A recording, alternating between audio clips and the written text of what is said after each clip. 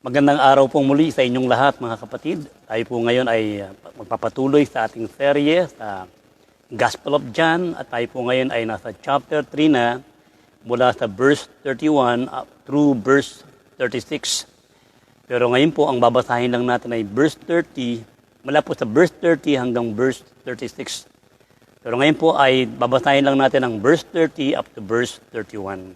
Tapos po yung mga susunod na talata ay pag-aaralan na natin. Basahin ko po sa Biblia ang hawak ko.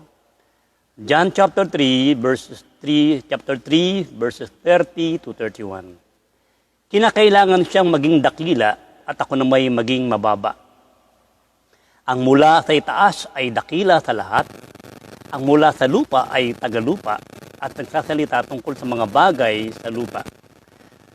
Ang mula sa langit ay dakila sa lahat. Manalangin tayo. Aming Ama sa langit, samahan mo po kaming muli sa pangangaral ng iyong salita.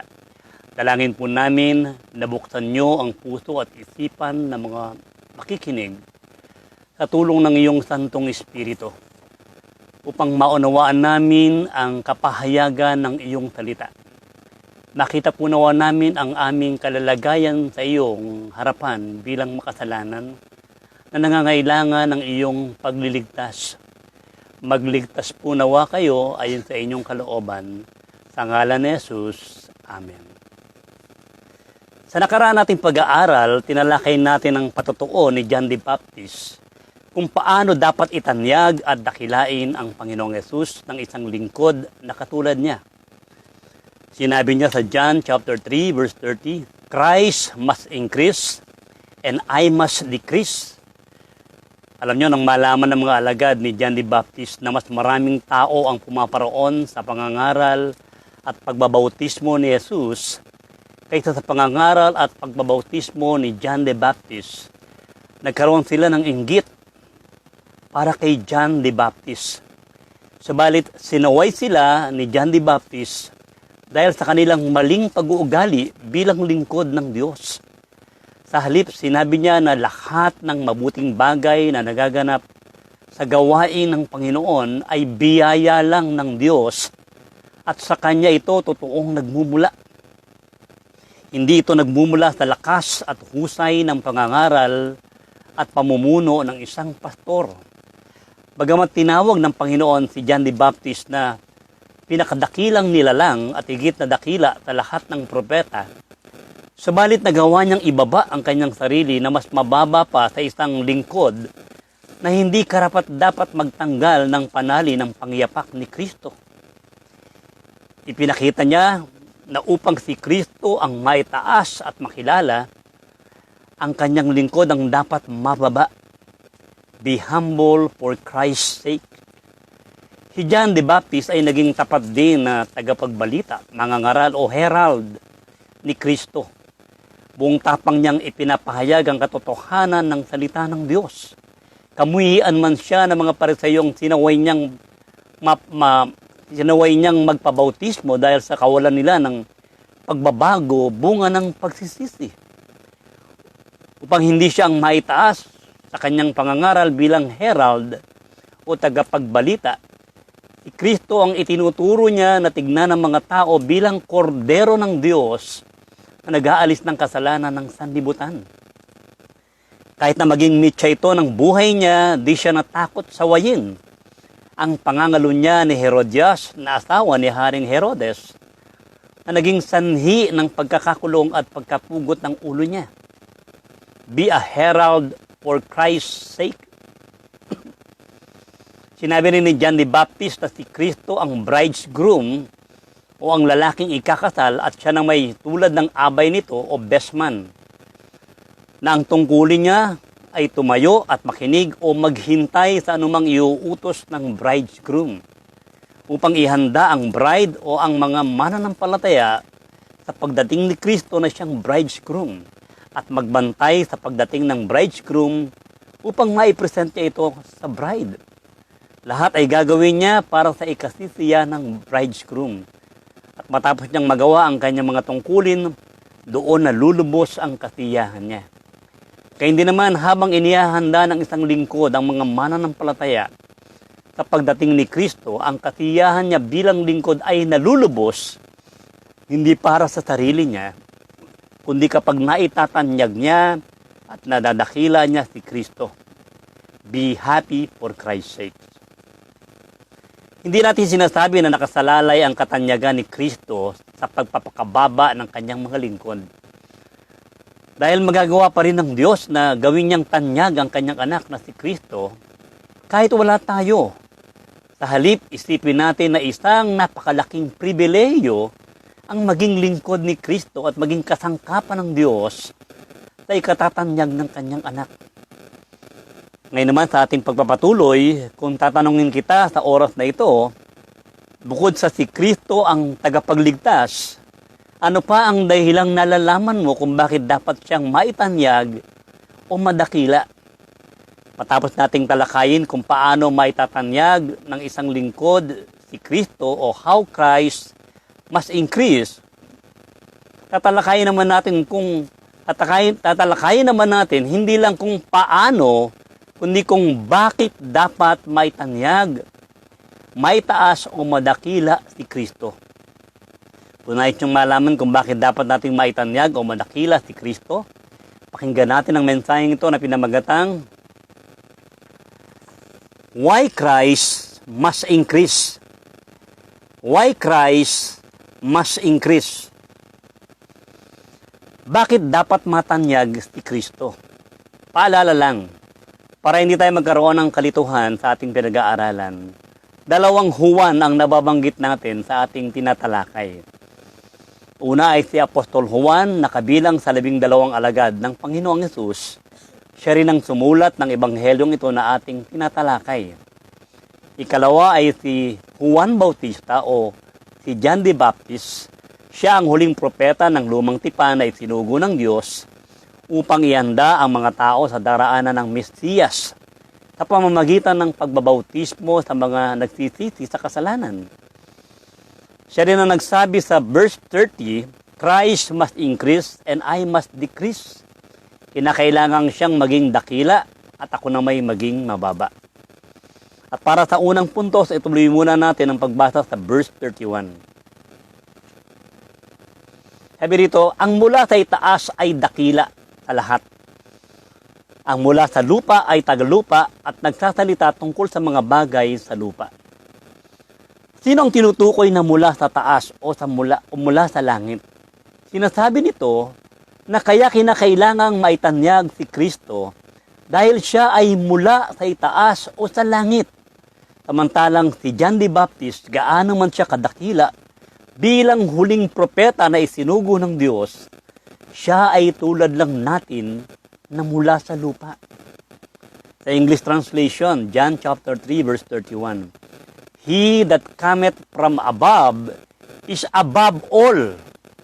Christ must increase because He is above all o higit na dakila sa lahat dahil nag-iisa lang si Jesus na mula sa langit. Bakit dapat matanyag si Kristo?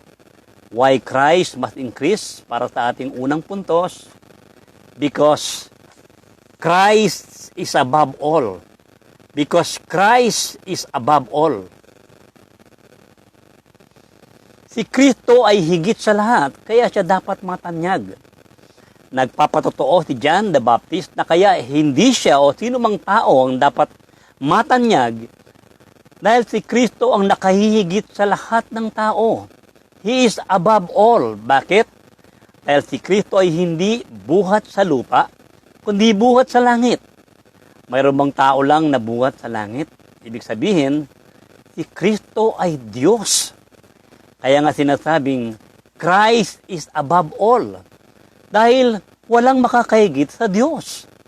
Matapos sabihin sa verse 31, ang mula sa itaas ay dakila sa lahat. Sinabi din na ang mula sa lupa ay tagalupa. Ang tinutukoy naman ng mula sa lupa ay si John the Baptist.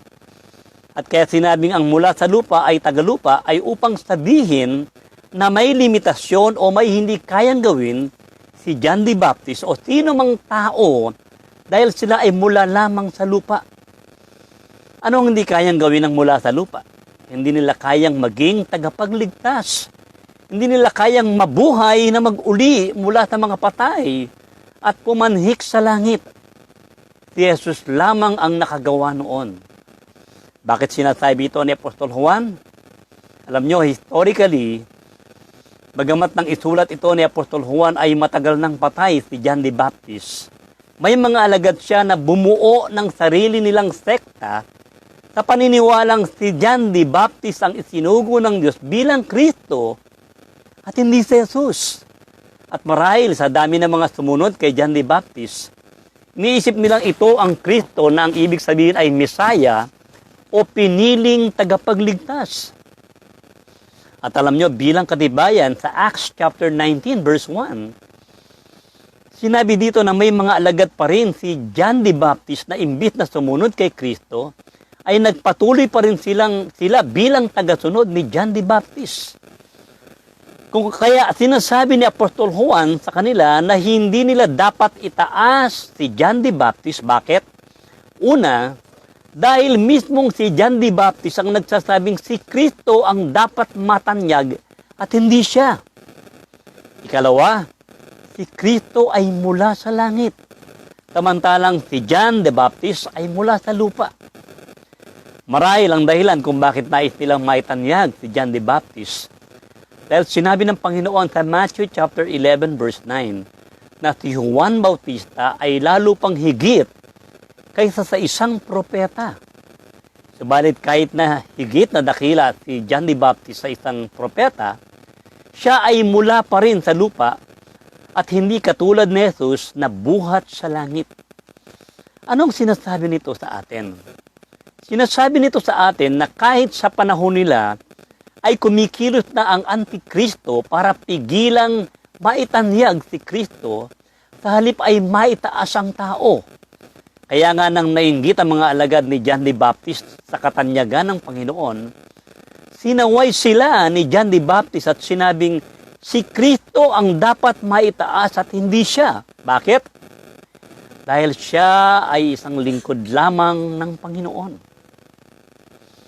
At maging sa ibang reliyon sa kapanahonan natin, imbis na si Kristo na buhat sa langit ang itaas nila, mas itinataas nila ang taong buhat lang sa lupa. Si Muhammad ng Islam, si Buddha ng Buddhist, si Brahma ng Hinduism, at maging sa reliyong ating nakamulatan, sino ang mas tinatanyag ng tao bilang tagapagligtas? Si Maria ba o si Jesus? Si Pedro ba ang pundasyon ng iglesia o si Kristo? Maliban kay Jesus, lahat sila ay mga tao lang at hindi Diyos. Kaya si Kristo lang ang dapat maitanyag dahil ang lahat ay buhat sa lupa. At dahil buhat sila sa lupa, wala silang kakayahang maging tagapagligtas at hindi sila maaaring asahan ng tao. Bakit? Dahil sinabi ng Biblia sa Acts chapter 4 verses 11 to 12 na si Jesus ang panukalang bato, panulukang bato. At sa kanino mang iba ay walang kaligtasan. Bakit daw? Sapagkat walang ibang pangalan sa silong ng langit na ibinigay sa mga tao na sukat nating ikaligtas. Tanging si Kristo lang ang panulukang bato o pundasyon ng kaligtasan na maaari nating sandigan. Siya rin ang tanging daan patungo sa langit ayon sa John chapter 14 verse 6. Kaya siya lang ang dapat maitanyag dahil siya lang ang nag-iisang tagapagligtas.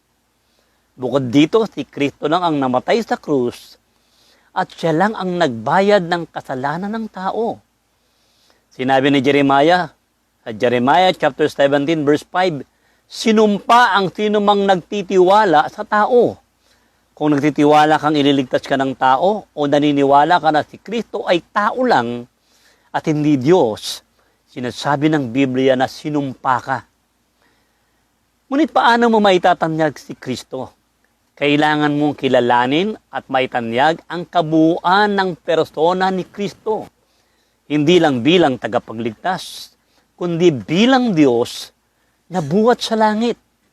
Bago pa siya nagkatawang tao, Kaya nga sinabi ni Apostol Juan sa John chapter 20 verse 31, na ang layunin niya sa pagkasulat ng ebanghelyo niya ay upang sampalatayaan si Kristo hindi lang bilang tagapagligtas, kundi bilang anak ng Diyos.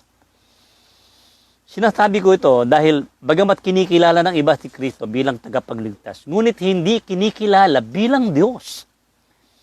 Ganito dapat maitanyag si Kristo bilang tagapagligtas at bilang Diyos.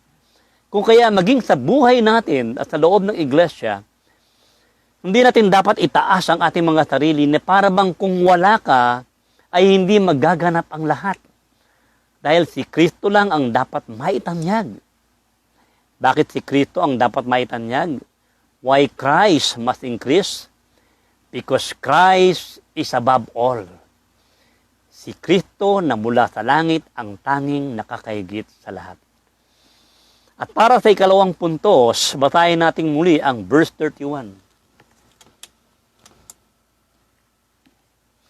Ang mula sa itaas ay dakila sa lahat. Ang mula sa lupa ay tagalupa at nagsasalita tungkol sa mga bagay sa lupa. Sinabi sa verse 31 na ang mula sa lupa ay nagsasalita ng mga bagay sa lupa. Anong ibig sabihin nito? Sinasabi dito na kung si John the Baptist o ang sino mang tagalupa ay mangangaral, ang kanilang sinasabi at nalalaman ay limitado lang at narinig o nalaman lang nila dito sa lupa. Ngunit hindi ganon si Kristo na mula sa langit. Ang sinasabi niya ay hindi mula sa kaisipan at kaalaman ng tao. Ang kaalaman niya ay mula sa langit. Sinabi pa ng talatang 22, pinapatotohanan niya ang kanyang nakita at narinig. Kung anong narinig niya at nakita niyang ginagawa ng Amang Diyos, yun ang kanyang sinasabi. Kaya nga sinabi sa John chapter 2 verse 25, sapagkat hindi niya kinakailangan na ang sino man ay magpatotoo tungkol sa tao. Sinasabi dito na si Kristo ay hindi katulad ng tao na para malaman niya ang katotohanan patungkol sa isang tao, hindi kailangang may magsabi nito sa kanya. Bakit? Tuloy natin ang pagbasa sa John chapter 2 verse 25. Sapagkat nalalaman nga niya ang sinasa loob ng tao. Sa makatuwid, sinasabi nito na si Kristo ay dapat matanyag dahil bilang Diyos na nagkatawang tao na buhat pa sa langit, alam niya ang lahat ng bagay. Bakit si Kristo ang dapat matanyag? Why Christ increase? Sabi natin kanina, because Christ is above all. At point number 2, because Christ is all-knowing. Christ is all-knowing. Si Kristo ay dapat matanyag dahil nalalaman niya ang lahat ng bagay. Nalalaman niya ang laman ng puso mo at kung ano ang iniisip mo kahit sa mga oras na ito. Nagagawa niya yon dahil siya ay buhat sa langit at Diyos na nakakaalam ng lahat ng bagay. Sinabi ba sa John chapter 2 verse 23 to 24, marami ang sumampalataya sa Kanya nang makita nila ang mga himalang ginagawa niya. Subalit sabi sa verse 24, subalit hindi nagtiwala si Jesus sa kanila. Hindi nagtiwala o hindi naniwala si Jesus sa pananampalataya nila. Bakit? Sabi rito, sapagkat alam niya ang kanilang mga iniisip. Sa verse 25, nalalaman niya ang kalooban ng lahat ng tao. Hindi lang ang kalooban ng ilan, kundi ang kalooban ng lahat ng tao sa buong mundo. Bakit sinabing hindi naniwala si Jesus sa mga sumampalataya na nakakita ng mga himalang ginagawa niya? Dahil nalalaman niya kung ang pananampalataya sa kanya ng isang tao ay totoo o pakitang tao lang.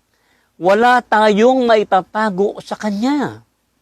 Hindi rin na-impress si Kristo nang sabihin ni Nicodemo sa kanya sa John chapter 3 verses 2 to 3, Rabbi, nalalaman namin ikaw ay isang guro na nagbuhat sa Diyos sapagkat walang makakagawa ng mga tanda na iyong ginagawa maliban na kung suma sa kanya ang Diyos. Kahit pa'y pinapahayag ni Nicodemo na nakikilala niya si Kristo. Hindi naniwala si Kristo, kaya nga sinabi niya kay Nicodemo na kailangang may panganak na maguli ang isang tao para siya makapasok sa kaharian ng Diyos. Sinabi yun ni Kristo dahil alam niyang hindi paligtas ang relihiyosong si Nicodemo at hindi pa ito nakakapasok sa kaharian ng langit. Anong sinasabi nito sa atin? Sinasabi nito na hindi madali para sa atin bilang tao na malaman kung sino ang totoong ligtas at kung sino ang nagpapahayag lang na siya ay Kristiyano. Pero madali iyon para kay Kristo. Kaya nga sinabi niyang hindi lahat ng nagpapahayag o tumatawag sa kanya ng Panginoon, Panginoon ay makakapasok sa kaharian ng langit. Maaari mong lokohin o paniwalain ang ibang tao sa iyong panlabas na kilos. Excuse me po. Ngunit alam ni Kristo kung sino ang totoong nagsisisi ng kasalanan at kung sino ang totoong sumusunod sa kanyang mga utos. Hindi niya kailangang may magsabi sa kanya kung sino ang totoong ligtas at hindi ligtas dahil nalalaman niya ang lahat ng bagay. Alam niya rin kung totoo mo siyang bahal. Hindi lang sa salita, kundi kung tapat kang sumusunod sa kanyang mga salita. Alam niya rin kung totoong kinamumuhian mo ang kasalanan o patuloy mo pa rin minamahal ang kasalanan. Alam niya rin kung matigas ang ulo mo o kung ayaw mong magbago. Bakit? Dahil all-knowing siya. Nalalaman niya ang lahat ng bagay. Bakit si Kristo ang dapat matanyag? Why Christ must increase? Because Christ is all-knowing. Christ is all-knowing. Para sa ikatlong punto, sabatayin natin ang talatang 33. Ang naniniwala sa kanyang patotoo ay nagpapatunay na ang sinabi ng Diyos ay totoo. Sinasabi ni Apostol Juan na ang pagsampalataya sa Panginoong Yesus ay selyo na nagpapatunay na ang sinabi ng Diyos sa Biblia ay totoo. Alin ang sinabi ng Diyos na totoo? Na si Jesus ang totoong Kristo o totoong tagapagligtas. At hindi si John the Baptist o sino pa man. Bakit sinasabi ito ni Apostol Juan? Basahin natin ang Luke chapter 3 verse 15. Sabi rito, Luke 3:15. At samantalang ang mga tao ay nagsisipaghintay habang hinihintay nilang pagdating ng Mesaya o tagapagligtas. Sabi rito, at pinagbubulay-bulay ng lahat sa kanilang puso ang tungkol kay Juan, kung siya kaya ang Kristo. Akala ng lahat si John the Baptist ang Kristo. Ngunit si Jesus ang authentic o totoong Kristo. Siya ang genuine, siya ang authentic na tagapagligtas at hindi si John the Baptist. Bakit si Kristo ang dapat matanyag? Why Christ must increase? Point number 1, because Christ is above all. Point number 2, because Christ is all-knowing. And point number 3, because Christ is authentic. Christ is authentic. Ang Diyos mismo ang magpapatunay kay John the Baptist na si Jesus ang totoo. Siya ang authentic. Nang bautismo niya si Jesus sa Matthew chapter 3 verse 17, narinig niyang mismo na sinabi ng Diyos, ito ang sinisinta kong anak na siya kong lubos na kinalulugdan. Itong dahilan kung bakit sinasabi ni John the Baptist, he must increase and I must increase. Ang totoo, sa John chapter 1 verse 19, kaya isinugo ng Sanhedrin ang mga Pariseo para imbestigahan si John the Baptist kung siya nga ang totoong Kristo. Dahil kahit sa panahon nila ay may nagpapanggap ng Kristo. Kaya nga sinabi ni Kristo sa Matthew chapter 24 verse 4 to 5, mag-ingat kayo upang hindi kayo mailigaw ni numan. Bakit sila pinag-iingat ni Kristo? Sa verse 5, maraming paparito sa pangalan ko at magpapanggap na sila ang Kristo at marami silang maililigaw. Anong sinasabi nito sa atin? Sinasabi nito sa atin na mag-ingat tayo dahil kahit sa ating kapanahunan ngayon, maraming magpapanggap na Kristo at iniligaw sa kamalian ng marami. Halimbawa na lang, isa dyan si Kibuloy. Buong tapang niyang sinasabi sa telebisyon na siya raw ang anak ng Diyos. At marami siyang naililigaw. Hindi lang yan. Sinasabi ni Apostol Pablo na mag-ingat din tayo sa mga bulaang tagapagturo na mga ngaral ng ibang ebanghelyo at ibang Kristo. Ipapangaral nila ang ibang Kristo na hindi ang Kristo na itinuturo ng Biblia. Halimbawa, pinapangaral nila na minamahal ni Kristo ang sino mang tao kahit nagpapatuloy pa siya sa kasalanan. Alam nyo, matatanggap pa natin na kahit gaano kalaki ang kasalanan ng isang tao, maaari siyang patawarin ng Panginoon sa kondisyon na kung mananampalataya siya kay Jesus, magsisisi at tatalikuran niya ang makasalanang pamumuhay. Ngunit kung ituturo nila na minamahal tayo ni Jesus kahit magpatuloy tayo sa makasalanang pamumuhay, hindi iyan ang Kristong itinuturo ng Biblia. May nagtuturo din na namatay si Kristo sa krus para sa kapatawaran ng lahat at maging ang mga napunta na sa impyerno sa bandang huli, di umano ay maliligtas pa rin. May nagtuturo din na kapag tinanggap mo si Kristo ay hindi ka na magkakaroon ng mga problema. Taliwas yan sa tinuturo ng Biblia. May nagtuturo din na sino mang sumunod kay Kristo ay payayamanin niya at pagagalingin niya sa lahat ng sakit. Bagamat totoong nagpapala at nagpapagaling ang Panginoon, ngunit hindi ka tatawagin ni Kristo na sumunod sa Kanya para ka lang yumaman at gumaling. Pinalalabnaw nila ang ebanghelyo para lang maraming tao ang sumunod sa kanila. Ang totoo, sinabi ng Panginoon sa Luke chapter 9, verse 23, kung ang sino man tao ay ibig sumunod sa akin, ay tumanggi sa kanyang sarili at pasanin sa araw-araw ang kanyang krus at sumunod sa akin. Let him deny himself and take up his cross daily and follow me. Pero kung ang Kristong ipinapakilala sa iyo ng pastor mo ay Kristo na okay lang kahit magpatuloy ka sa pagkakasala, okay lang kahit na hindi mo sundin ang mga utos niya, Kristo na hindi Diyos at tao lang, Kristong nilikha lang daw ng Diyos imbis na manlilikha, hindi iyan ang Kristong authentic o totoo. Ang authentic na Kristo, tuturuan kang kamuhian ang kasalanan at mamuhay sa kabanalan. Ang totoong Kristo, tuturuan kang ikaila ang makasalanang nasa ng iyong katawan. Tuturuan kang magtiis at magsakripisyo para sa Kanya. Tuturuan kang ibaba ang iyong sarili at palaging maitaas si Kristo.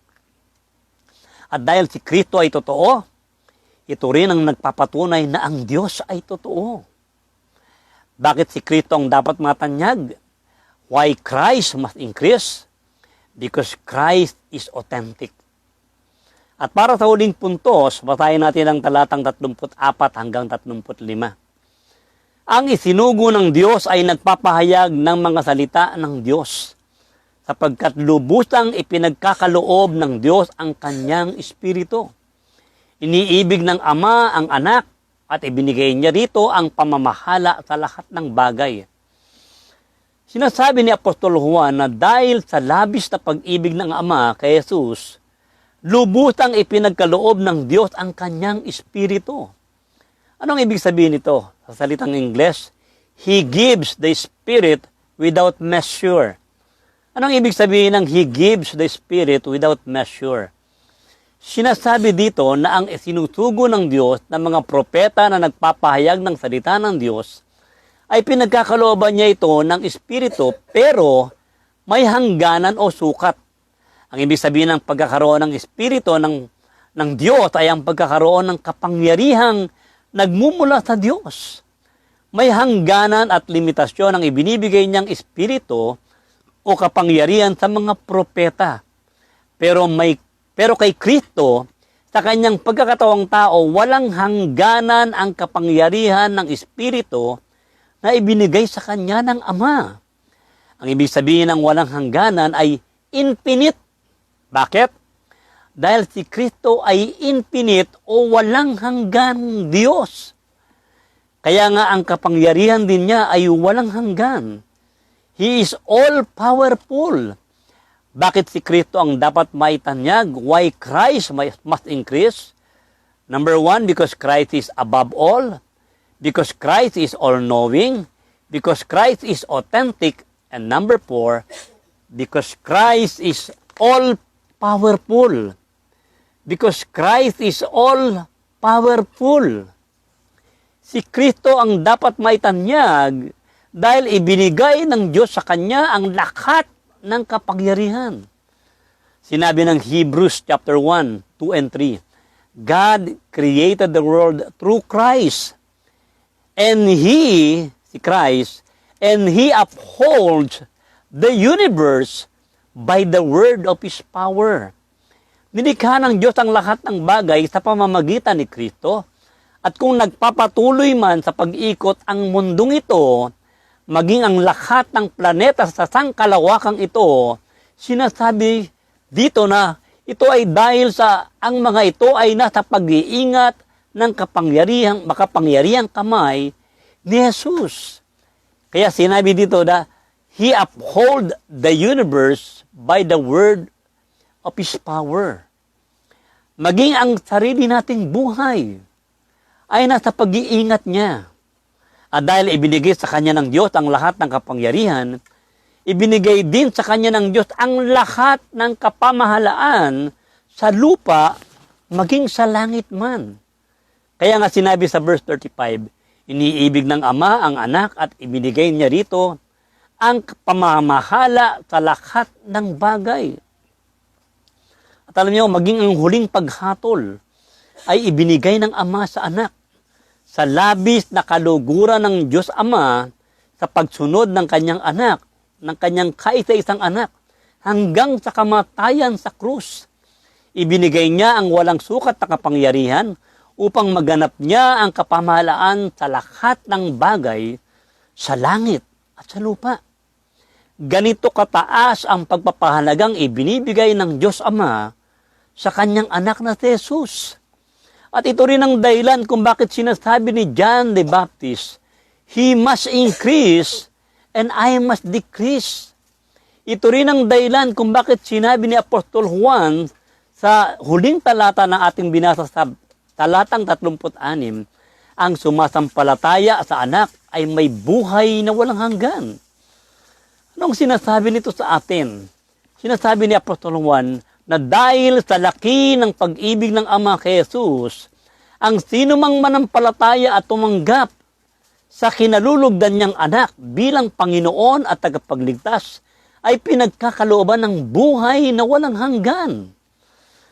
Ang lahat ng believers, ang lahat ng mananampalataya ay kaloob ng Ama sa kanyang anak na si Jesus.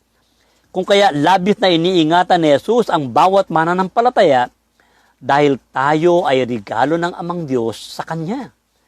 Sa kabilang banda, sinabi din sa talatang 36, ngunit ang hindi sumusunod sa anak ay hindi magkakaroon ng buhay, sa halip mananatili sa Kanya ang puot ng Diyos.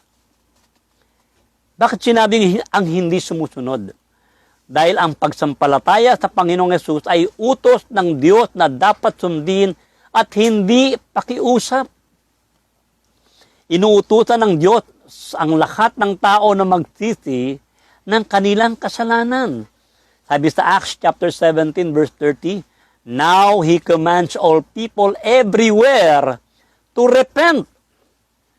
Ngunit ang hindi susunod, ang sino mang lumalayo at namumuhi sa ilaw ni Kristo, ang sino mang tatanggi sa inaalok ng Diyos na kaligtasan, bagkus mas pinili pa ang kadiliman dahil mahal nila ang kanilang kasalanan, sinasabi dito na mananatili sa kanila ang puot ng Diyos. Anong ibig sabihin nito? Ibig bang sabihin nito, nagalit sa kanilang Diyos? Kaya sila hindi maliligtas? Hindi ganon. Ang ibig sabihin ng puot ng Diyos, ito ang kaparusahan ng kasalanan na naghihintay sa impyerno. Doon mo mararanasan ang puot ng Diyos. Dahil ang lahat ng tao ay makasalanan, ang lahat ay hinatulan na ng kaparusahan sa impyerno. Sa simula pa lamang. Subalit dahil sa pag-ibig niya sa sanlibutan, naglaan ang Diyos ng paraan ng kaligtasan nang ibigay niya ang kanyang anak bilang kabayaran sa kasalanan. At ang tangi na lang gagawin ng tao ay pagsisihan ng kasalanan, panampalatayaan si Kristo at ang paraan ng kaligtasang iniaalok ng Diyos. Subalit, kung ang natitirang kaligtasan na mag-aalis sa atin sa kaparusahan ng kasalanan sa impyerno na siyang puot ng Diyos ay tinanggihan pa nila, bagkus mas pinili nilang mamuhay sa kasalanan kaysa sumunod sa Diyos, mananatili sa kanila ang hatol ng kasalanan na sa simula pa ay nandoon na at ibinigay sa tao. Ngunit sa sino mang nanampalataya, si Jesus ang nag-alis sa atin ng sumpa sa kaparusahan ng kasalanan na siyang puot ng Diyos. Because Christ is all powerful even in our salvation. Bakit si Kristo ang dapat matanyag? Why Christ must increase? Because Christ is all powerful. Bakit si Kristo lang ang dapat na matanyag at madakila at wala ng iba? Why Christ must increase? Number one, because Christ is above all. Because Christ is all-knowing. Because Christ is authentic. And because Christ is all-powerful. Manalangin tayo.